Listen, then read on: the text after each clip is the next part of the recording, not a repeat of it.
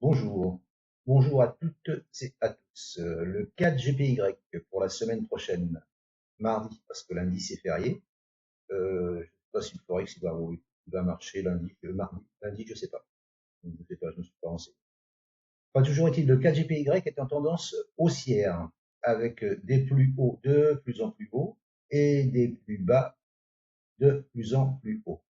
Le hic, il y a en court terme, flux et le flux, il est baissier, avec des plus hauts plus bas et des plus bas plus bas.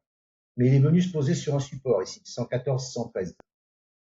Euh, j'ai tracé un canal, mais bon, le canal, on peut l'enlever, hein, mais c'est surtout cette oblique baissière là qu'il faut passer. Passer et au-dessus de la 20.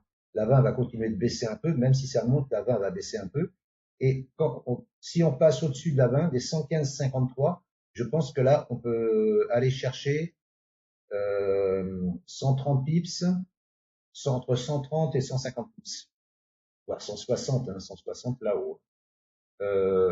Voir la résistance mensuelle de juillet 2024. Je vais vous la montrer. Hop, merde, c'est pas ça. Mensuel, c'est là. Voilà.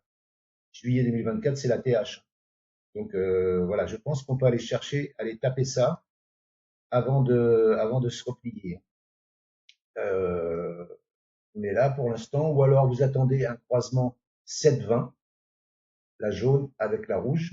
Mais là, bon, vous prendrez plus haut, hein, à moins que la jaune descende, la 20 descende et la jaune monte vite. Je sais pas. Mais toujours est-il que moi, mon point haut, il est là à 115,53 pour un achat. Et c'est possible d'acheter ici.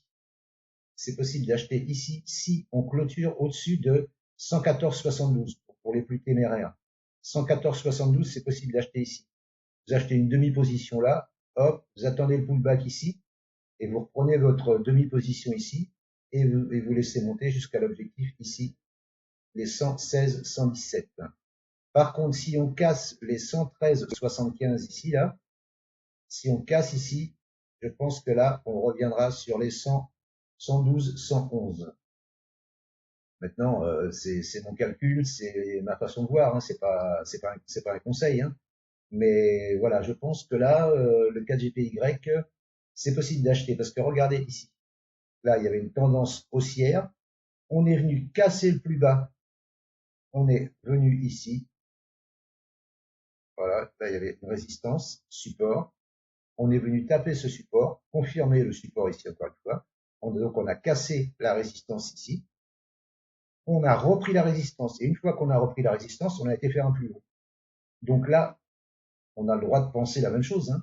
On a cassé la résistance, le support, pardon. Et si on reprend cette résistance à 114,72, je pense qu'on peut viser les 115 38, 115 53.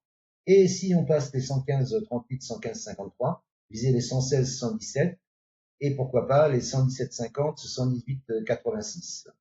Voilà ce que je vois moi pour la semaine prochaine pour le CAD JPY en vision journalière.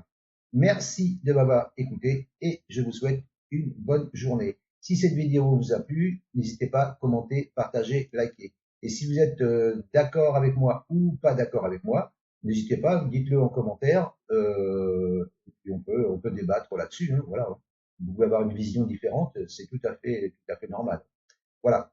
Merci beaucoup de m'avoir écouté. À bientôt. Ciao, ciao.